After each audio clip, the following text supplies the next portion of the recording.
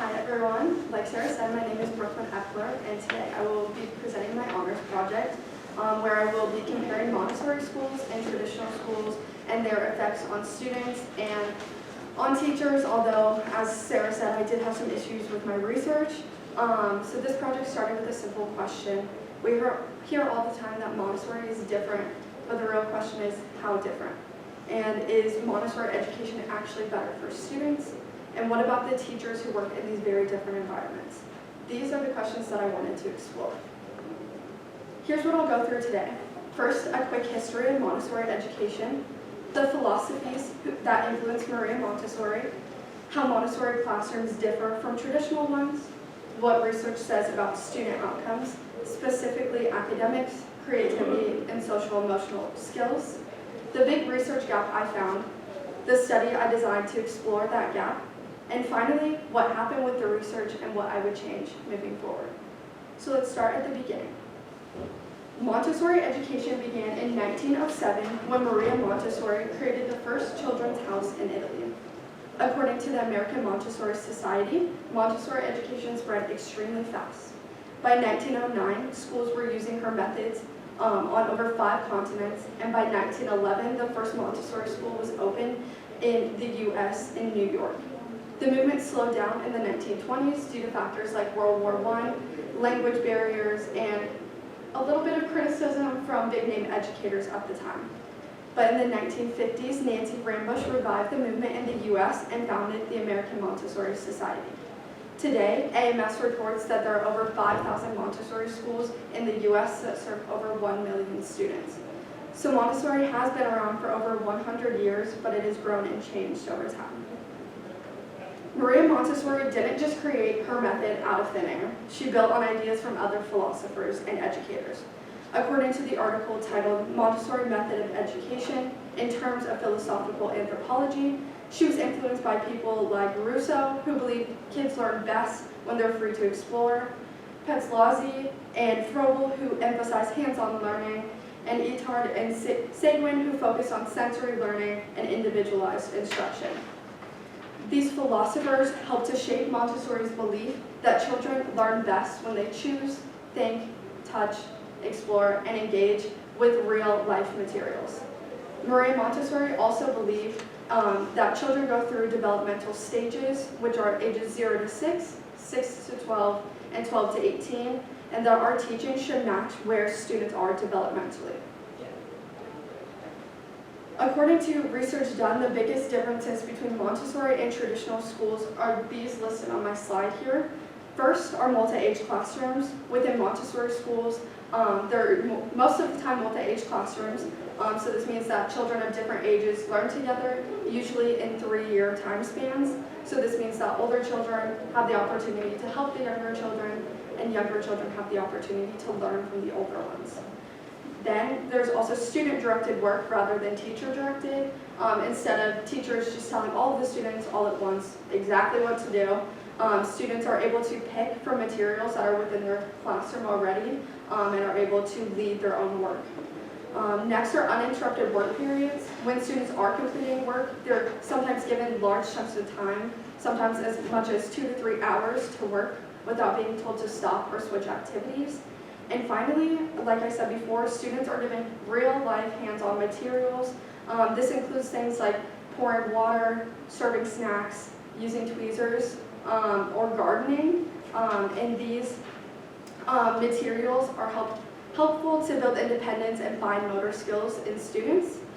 Traditional classrooms, on the other hand, tend to be faster paced, more directed by teachers, and more focused on meeting grade level standards by a certain time. Montessori education's goal is to develop the whole child, not just develop academically. Moving into academic effects, when looking at Montessori schools compared to traditional schools, it's clear that Montessori schools stand out academically. Studies show higher scores in math and language that remain into the elementary years. Now let's look at what the research actually shows. Participants in my first study that I'll show on the next couple of slides consisted of 196 5 to 6-year-olds in kindergarten recruited from 2 preschools in France. One part of this preschool, so 3 classrooms worth, They followed an adaptation of the Montessori method of education, while 5 or 6 classrooms just followed the traditional French public standards.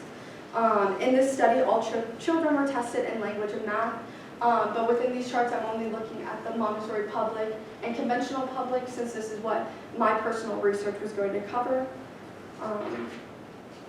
So the language tests included vocabulary, phonological awareness, reading and decoding, and making inferences. And the math tests that will be shown on the next slide include problem solving, counting, and quantitative reasoning. The children were tested individually in 5 short sessions.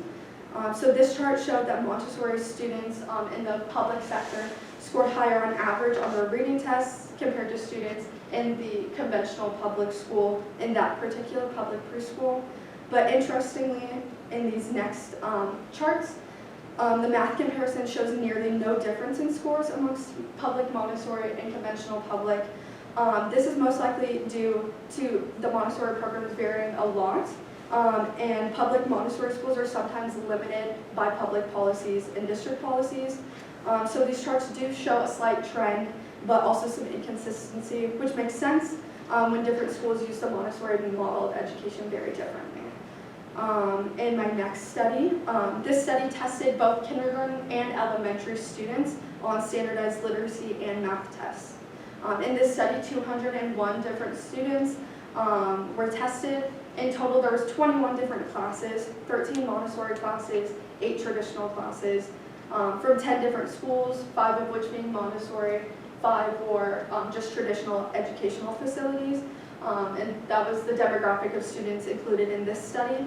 And the top figure here shows that Montessori kindergartners scored higher on both their language and math tests on average compared to students from the traditional education facilities that were tested. And the bottom figure shows the same thing, but at the elementary level. They were tested in kindergarten and then also in 3rd grade. They used the same students, give or take a couple who had transferred out of the districts.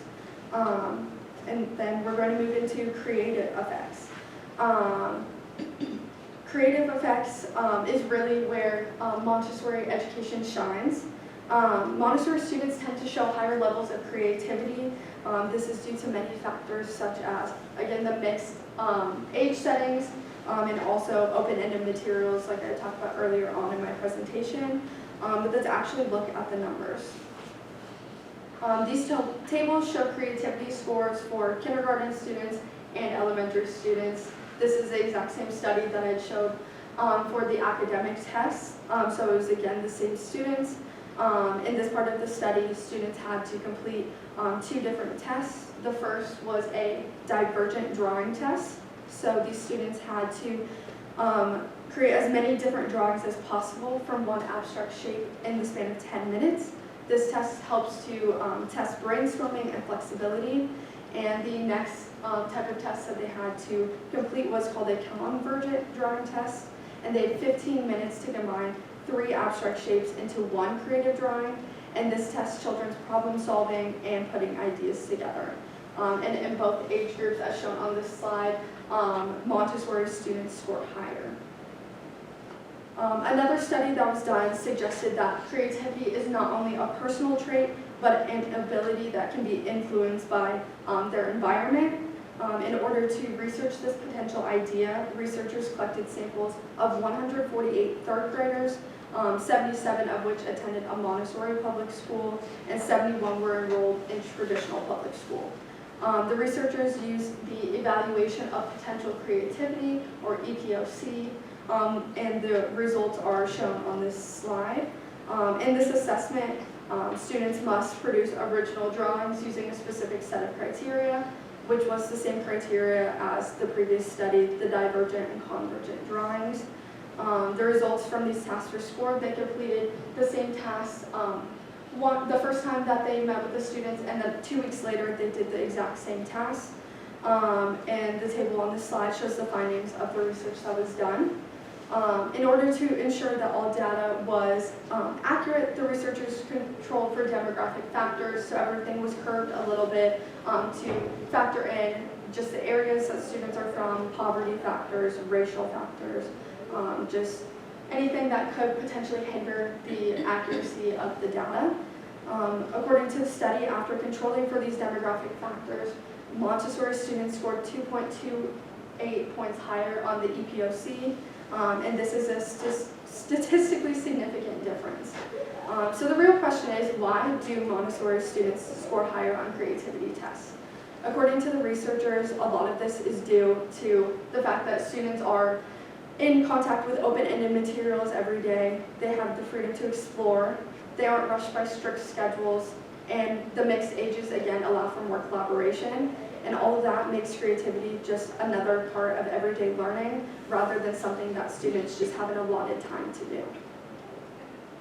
Moving into my social emotional effects, another big area where Montessori can make a difference is when it comes to social emotional development. There was a study that was completed by ResearchGate to figure out if Montessori schools can improve social emotional skills. In the study, two groups are identified. Group A includes students enrolled in a Montessori school, while Group B comprises of students attending traditional education institutions. A total of 500 students, 250 from each group, were recruited through random sampling. These students were all given the Social Skills Improvement System questionnaire, and this evaluates social competence, empathy, and behavioral self-control. The questionnaire results indicated that Montessori students scored higher in social competence, empathy, and behavioral self-control. This study emphasized the importance of social emotional skills in the Montessori curriculum. In contrast, traditional education, while effective in preparing students for standardized tests and having a structured learning environment, these environments may not place as much emphasis on this critical aspect of child development. It is, however, to emphasize that Montessori education isn't perfect. According to research from the Journal of Montessori Research in Education and PMC, some challenges include it can be hard to meet traditional state standards while staying true to the Montessori methods. Public Montessori programs also sometimes have to compromise because of district rules.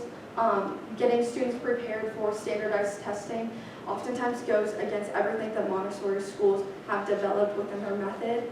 An inconsistent implementation of the Montessori education model can make this a lot harder to study scientifically. When doing my own research, it was really hard to find studies that were consistent across the board. So unfortunately, I was only able to find a couple that were done, in my opinion, very scientifically followed all of the methods that lead up to a fairly accurate result. So while there are many positives to Montessori education, there are also some real limitations. So when I reviewed all of this research, something stood out to me. There's a ton of information about students, but almost nothing about teachers. There's very little research comparing teacher autonomy, teacher stress, teacher sense of success, and teacher support in Montessori compared to traditional classrooms. This is the gap that I wanted to focus on. The purpose behind my study, my goal was to gather responses from teachers who taught in Montessori, traditional, or both settings to see, do Montessori teachers feel more autonomy? Do traditional teachers feel more supported? Which environment makes teachers feel more successful? And how does the school model affect teacher well-being? Basically, what I wanted to figure out was how does the school model affect the adults and not just the kids within the school. To study this, I created a survey, and the purpose behind my survey and more information was sent to teachers in the Norfolk Elementary School District. And this survey was meant to be sent out to teachers who were certified in their teaching area, had taught for at least 3 years, and had taught in a school district that had both Montessori and traditional programs. I also wrote a consent form explaining everything clearly, including risks, confidentiality, and what my data would be used for in the future. My plan was to collect demographic information, open-ended responses about autonomy, support, student learning, and creativity, and compare responses between Montessori and traditional teachers. But unfortunately, I did not receive any responses, so Because of some changes in the Norfolk Public School District, survey approval was unfortunately delayed. By the time HR approved my survey, only 3 principals have responded to my initial email, and all of them said no to distributing my survey. So I was not able to collect any teacher data. Even though this is extremely disappointing, it also taught me a lot about how research works in schools, or unfortunately in my case doesn't work, when you need administrative approval. If I were to redo this study, here's what I'd change. First, I would expand the survey statewide. Instead of only Northeast Nebraska or Norfolk, Nebraska that I limited myself to, I would include the entire state or even multiple states if at all possible to avoid relying just on a few principals within a specific district. Opening up the research to more schools may allow me to actually receive research responses and get a wider demographic of information. Second, I would include my research questions in the initial email to principals. Allowing principals to see the questions beforehand may make them more comfortable to distribute my survey to their teachers instead of just sharing my purpose behind the research. Third, I may have to end up giving teachers an incentive. Even small incentives have been proven to increase response rates. And lastly, I could work with a group like the American Montessori Society. They have been known to help distribute research surveys such as mine, and that could help me get a wider demographic of information. Even though I wasn't able to get any data, I still learned a lot about the research process and the challenges of collecting real-world data in a school setting. So in conclusion, the research shows that Montessori education can have strong benefits for academics, creativity, and social-emotional development, especially when it's implemented well. But unfortunately, we still don't know much about teacher experience in these environments. My project set out to explore that gap, and while I wasn't able to collect the data this time, the groundwork is there for the next step in the research. Thank you, and I'm happy to answer any questions.